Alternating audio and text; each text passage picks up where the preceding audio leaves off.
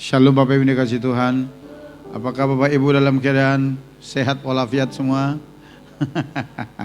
Saya percaya kita tetap dalam pemeliharaan Tuhan, amin. Saudaraku, kita masih berbicara tentang tetap percaya di tengah krisis. Kita masih berbicara tentang kisah perjalanan Paulus menuju kota Roma, di mana mereka mengalami terpaan badai dan goncangan gelombang di tengah perjalanan mereka.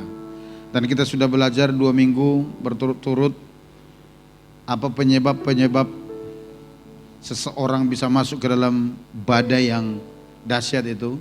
Dan minggu lalu kita berbicara juga ketika orang terjebak di dalam badai yang gelap, gelombang yang besar, ada 3 kecenderungan yang sering mereka alami. Yang pertama itu terombang-ambing. Yang kedua, membuang hal-hal atau melepaskan hal-hal penting, nilai-nilai yang penting dalam kehidupan mereka. Dan yang ketiga, berputus asa, saudara. Nah, dan itu bisa kita lihat dari kehidupan para pelaut yang ada di dalam kapal yang ditumpangi oleh Paulus. Nah, pada saat ini kita akan belajar di bagian ketiga ini sebuah sikap yang sangat-sangat menarik yang ditunjukkan oleh Rasul Paulus ketika dia menghadapi badai yang sama, gelombang yang sama, tetapi dia tetap tenang, dia tetap percaya kepada Tuhan. Dan saudara, saya mau katakan demikian, disitulah letak kemenangan dan kekuatan dia, saudara. Karena apa? Karena dia tidak terpengaruh dengan situasi itu, tetapi di tengah badai sekalipun jiwanya bisa tetap tenang. Dan saya mau beritahu kepada saudara, boleh gelombang mengamuk di luar sana, boleh angin menderu di sana, tapi kalau jiwa saudara tenang, hatimu damai, saya mau beritahu, itu tidak akan mempengaruhi hidupmu.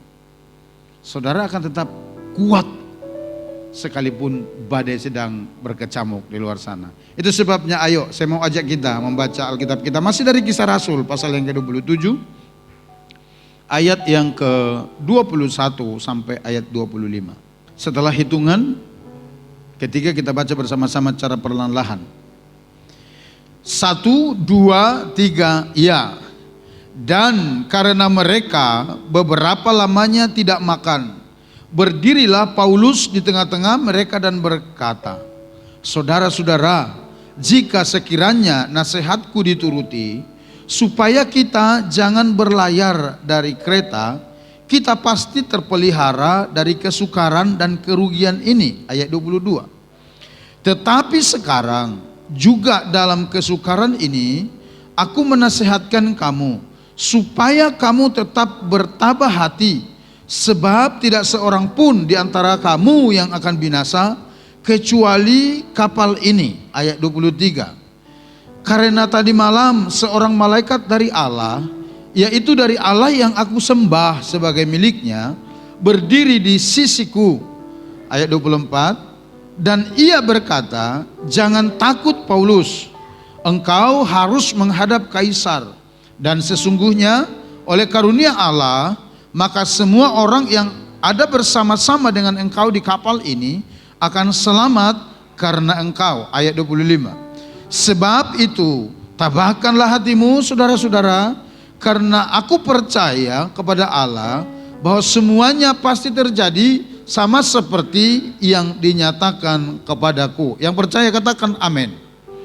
Saudaraku, saya mau katakan sekali lagi, ini sebuah pernyataan yang sangat luar biasa, saudara. Kenapa saya katakan ini luar biasa? Karena waktu Paulus berbicara seperti itu, dia tidak sedang berada di luar kapal. Amin, saudara bisa nangkap ini? Waktu dia bangkit dan berdiri dan menyampaikan perkataan-perkataan ini kepada semua orang yang ada di kapal itu, sekitar 200 lebih, nanti kalau saudara baca ayat-ayat seterusnya, dia sedang tidak berada di luar kapal, tapi dia ada di kapal itu. Dia ada di tengah-tengah orang-orang yang sedang ketakutan itu. Sebagaimana teman-teman yang lain merasakan goncangan gelombang itu, Sebagaimana teman-teman yang lain diombang-ambingkan oleh angin itu, sampai mereka tidak tahu kemana tujuannya, seperti itu juga Paulus ada di dalamnya. Tetapi yang sangat menarik itu, 200 lebih orang di kapal itu, semua ketakutan. Dan kita sudah belajar minggu lalu, sampai dikatakan, maka hilanglah harapan kami. Tapi ada pribadi di sana yang tidak kehilangan pengharapan.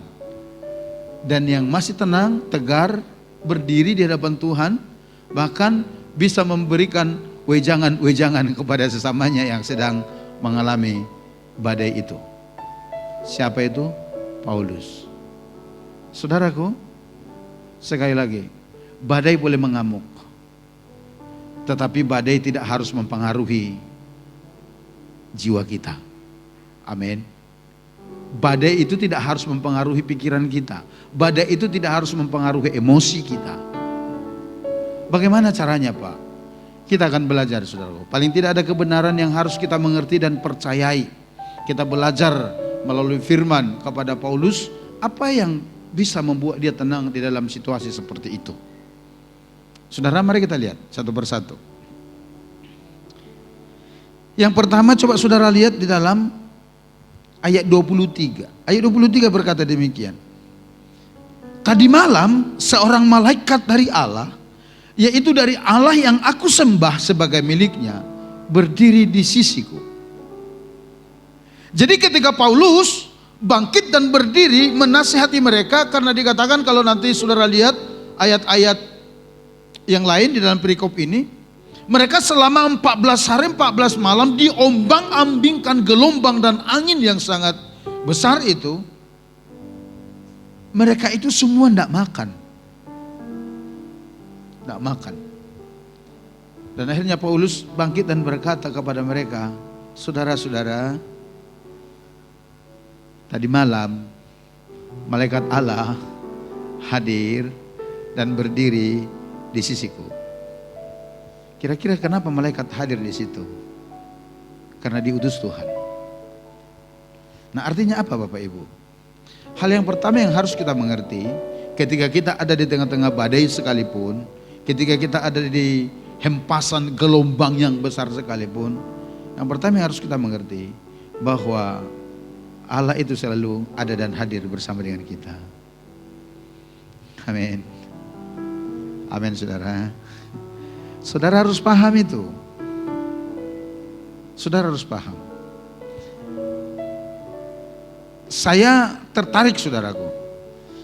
Saya bersuka cita membaca ini. Karena apa? Karena ternyata kepekatan awan gelap itu tidak mampu menutupi pandangan Tuhan terhadap kita. Halo.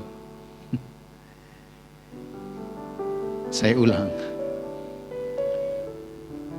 Kegelapan awan itu yang sangat pekat itu, dan keganasan gelombang pada saat itu tidak mampu menutupi pandangan Tuhan terhadap Paulus. Mungkin orang di kapal itu berkata demikian, tidak ada lagi pertolongan bagi kita, mati kita semua. Itu sebabnya dikatakan mereka putus harapan. Tapi dengar baik, mata Tuhan sanggup menembus awan gelap itu untuk melihat dan memperhatikan Paulus dan Dr. Lukas yang ikut di kapal itu. Amin. Amin, saudara. Saudaraku, sangat umum lah ya, kalau orang di tengah masalah sedang menghadapi badai kehidupan, lalu sepertinya mereka merasa Tuhan tidak kelihatan. Sangat umum saya pikir. Tapi yang saya mau beritahu pada saat ini, kabar baiknya yang saya mau sampaikan pada saat ini, mata Tuhan tidak bisa ditutupi oleh itu. Masalah yang sedang kita hadapi tidak akan pernah mampu menghalangi pandangan Tuhan tertuju kepada kita. Tidak akan pernah. Dan kalau saudara perhatikan di dalam Alkitab, di dalam Ibrani 13 ayat 5 dikatakan, Tuhan berjanji bahwa Dia tidak akan pernah meninggalkan kita barang sedetik pun. Dia berkata di sana, aku tidak akan pernah meninggalkan kamu sendirian. Aku tidak akan pernah membiarkan kamu seorang diri. Dan saudara, sebelum para murid itu diutus pergi memberitakan Injil, di pesan-pesan Tuhan yang terakhir itu, dia berkata demikian, ketahuilah, aku menyertai kamu sampai kepada kesudahan zaman. Amin. Dan dia selalu ada dan hadir. Apalagi kita umat perjanjian, dalam perjanjian baru ini dikatakan roh Allah dimateraikan dalam diri kita. Artinya apa? Penyertaan Allah selalu ada untuk kita. Tapi memang saudaraku, untuk hal-hal ini ada kalanya manifestasi hadirat Allah itu penting bagi kita. Kenapa? Karena pengalaman perjumpaan dengan Tuhan itu sanggup menguatkan jiwa kita, roh kita. Dan bagaimana kita bisa mengalami itu? Hubungan kita yang intens dengan Tuhan. Amin, saudara. Hubungan kita yang terus dengan Tuhan. Saya percaya ketika mereka sedang berada di tengah laut yang sedang mengamuk gelombangnya dan badainya, saya percaya Paulus berdoa kepada Tuhan. Saya percaya Paulus itu berdialog dengan Tuhan. Sehingga tanggapan surga apa? Tuhan mengirim malaikatnya persis hadir di sisi Paulus. Saudaraku, bukankah hal seperti itu yang kita butuhkan hari-hari ini? Amin. Amin, saudaraku. Artinya apa? Artinya begini, situasi di luar kita tidak tahu seperti apa. Tapi dengar baik, bangunlah terus hubunganmu kepada Tuhan. Bangunlah terus persekutuanmu kepada Tuhan. Sampaikanlah apa yang ada di dalam hatimu kepada Tuhan. Bahkan sampaikanlah keadaan-keadaan yang sedang saudara alami. Maka saya percaya Allah akan hadir di sana, menyatakan pribadinya dan akan mengadakan perjumpaan dengan kita pribadi lepas pribadi. Dan ketika saudara mengalami perjumpaan itu, disitulah kekuatanmu menghadapi situasi itu. Amin. Jadi yang pertama saudaraku, yang harus kita mengerti dan kita percayai, di tengah gelombang sekalipun yang sangat dahsyat, Allah ada di sana bersama-sama dengan kita. Amin. Itu sebab jangan pernah takut. Jangan pernah takut. Karena Allah ada bersama dengan saudara dan saya. Yang kedua saudaraku, yang mau kita lihat. Yang kedua, hal kedua yang harus kita mengerti dan percayai dalam kehidupan kita ketika kita ada di tengah-tengah badai, yaitu tujuan-tujuan Allah dalam kehidupan kita. Saudara lihat di dalam ayat 24, dikatakan demikian, kehadiran malaikat itu ternyata menyampaikan pesan dan tujuan rencana Tuhan atas kehidupan Paulus. Dikatakan demikian, jangan takut Paulus, engkau harus menghadap kaisar, dan sesungguhnya oleh karunia Allah maka semua orang yang ada bersama-sama dengan engkau di kapal ini akan selamat karena engkau. Perhatikan, jangan takut Paulus, engkau harus menghadap kaisar. Menghadap kaisar di mana? Di Roma. Jadi saudaraku, dari sini sepertinya kita diberi pengertian, pemahaman bahwa keberangkatan Paulus ke kota Roma ini yang naik banding ini adalah tujuan Tuhan dalam kehidupannya. Kok bisa begitu Pak? Iya, karena nanti Bapak Ibu perhatikan, setelah dia sampai di Roma, Paulus menyadari siapa dirinya sebagai hamba Tuhan. Dia tidak sekedar maju ke persidangan di sana, tetapi dikatakan, nanti saudara baca di pasal-pasal terakhir kisah para rasul ini, dia ngontrak rumah di Roma, dan rumah kontrakannya itu dijadikan jadi tempat persekutuan. Doa. Ini memang manusia begini, kalau udah Injil terus di hatinya, apa-apa untuk Tuhan, apa-apa untuk Tuhan. Dalam keadaan seperti itu pun, dalam keadaan terdakwa pun, mau berperkara, mau ke persidangan, sempat-sempat yang ada di otaknya ngontrak rumah di kota Roma sambil menunggu persidangan berlangsung. Buka persekutuan di sini gitu. Saudara. Akhirnya jemaat-jemaat di Roma, kalau saudara baca, banyak yang dibawa Paulus hidup di dalam terang firman. Jadi kehadiran malaikat pada saat malam itu di sisi Paulus memberitahukan bahwa keberangkatan dia ke Roma itu adalah tujuan Allah dalam kehidupannya, karena ada maksud Tuhan kepada jemaat di Roma. Itu sebabnya dikatakan demikian, Paulus jangan takut, oleh karena kasih karunia Allah tidak akan ada yang binasa yang ada di kapal ini kecuali kapal ini. Karena apa? Karena engkau ada di dalamnya. Emangnya kalau Paulus ada di dalamnya ada apa? Kalau dia mati di tengah lautan, tujuan Tuhan untuk Paulus ke Roma gagal, gitu loh maksudnya. Amin saudara. Amin. Soalnya gue dengar baik. Ketika engkau di tengah-tengah badai, tujuan hidupmu di dalam Tuhan itu, kalau saudara sudah menemukan dan mengerti, itu akan memberikan kekuatan tersendiri kepadamu. Karena apa?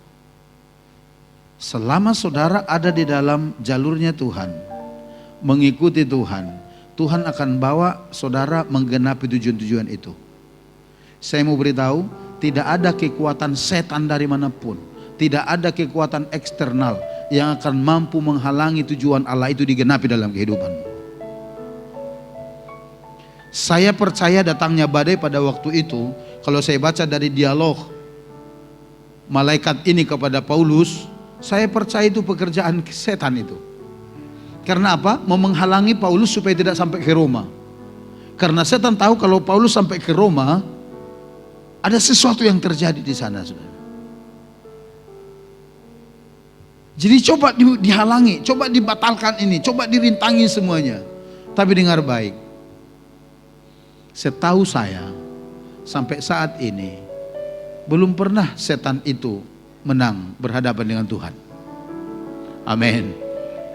Belum pernah setan menang berhadapan dengan Tuhan. Kelihatannya mungkin di awal-awal dia menang, tapi dengar baik, endingnya kemenangan selalu di pihak Tuhan.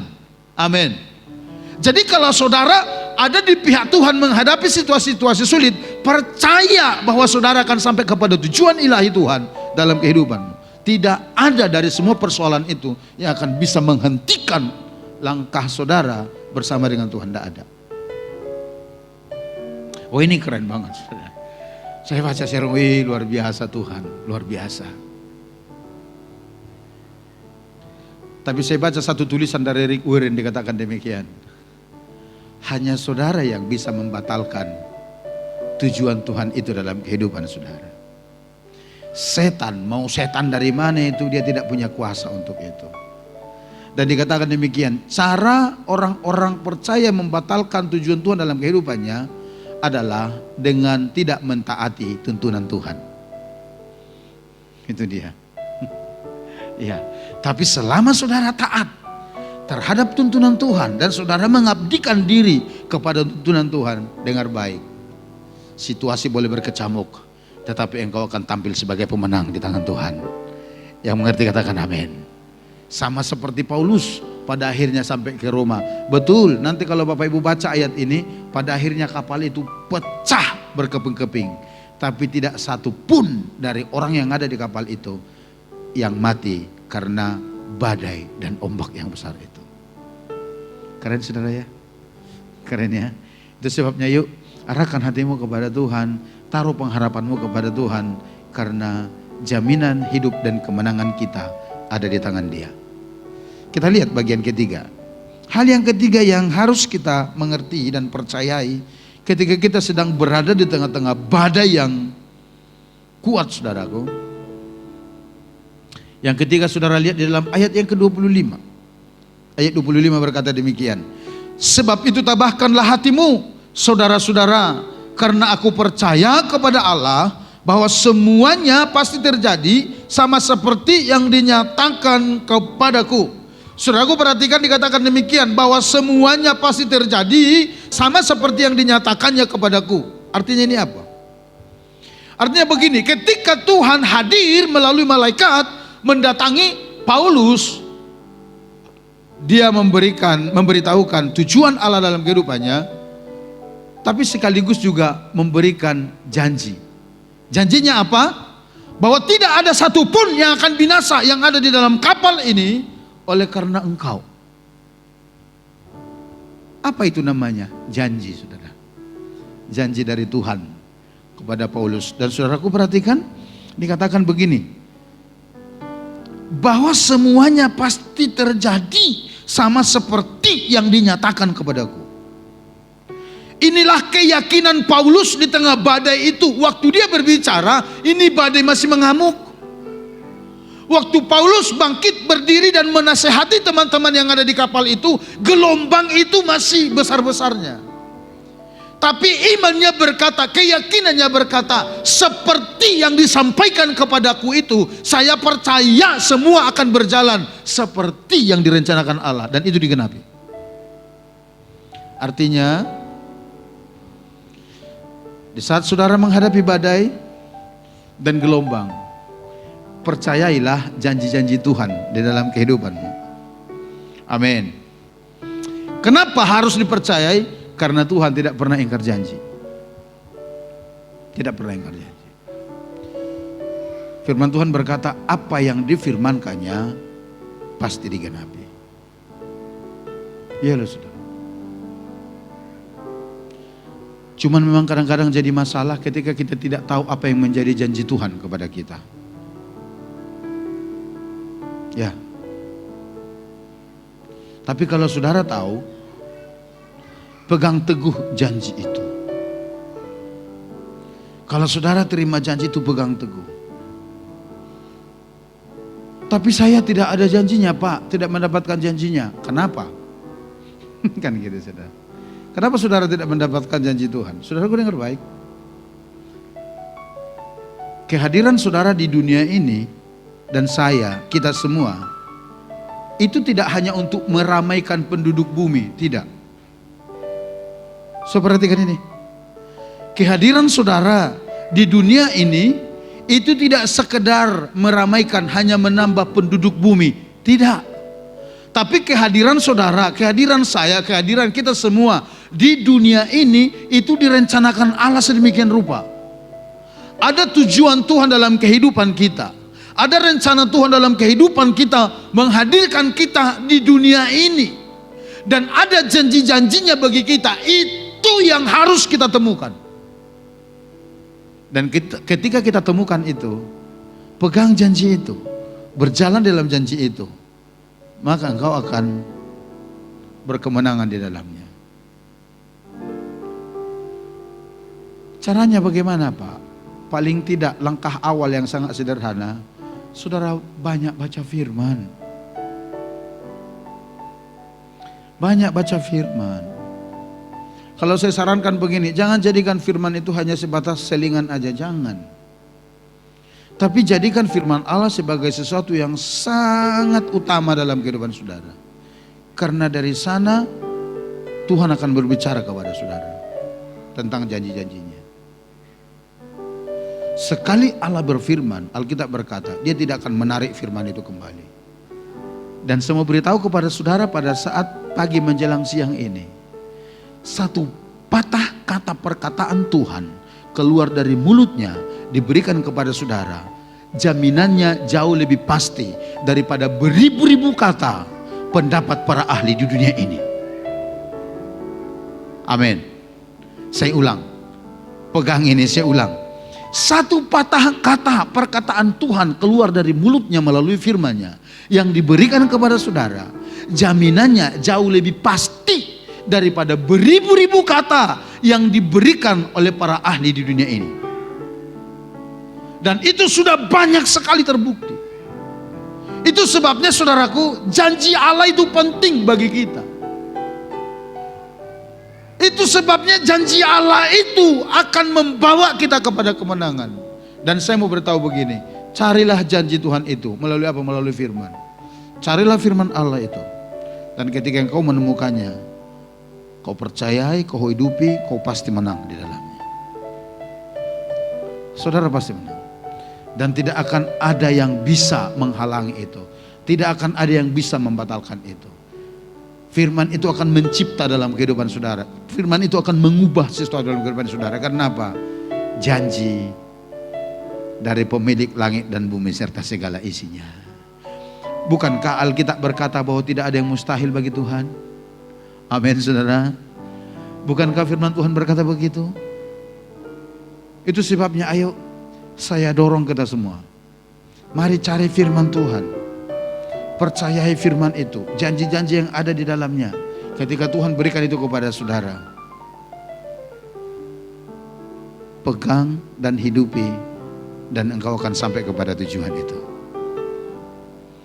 Gelombang akan coba mengacaukannya, badai akan coba meniupkannya.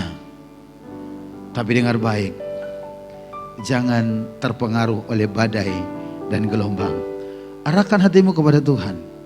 Bangun terus hubunganmu kepada Tuhan. Biar manifestasi hadirat Allah nyata dalam kehidupan saudara, sehingga saudara mengalami perjumpaan-perjumpaan pribadi dengan Tuhan. Dan ketahui tujuan Allah dalam kehidupan saudara, percaya itu. Dan yang ketiga, percaya kepada janji Allah dalam kehidupanmu, maka engkau akan mengalami kemenangan. Cari firman-Nya dan berpegang teguh kepada firman kebenaran itu. Sekali lagi, maka engkau sampai kepada kemenangan. Mari kita datang kepada Tuhan, saudara.